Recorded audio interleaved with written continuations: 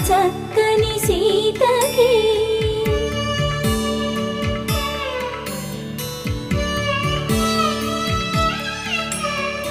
ఎర్ర జాబిలి చేయి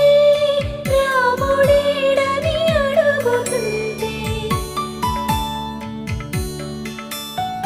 చూడలేదని పెదవి చెప్పే చెప్పలేమని కనులు చెప్పే నల్ల పూసై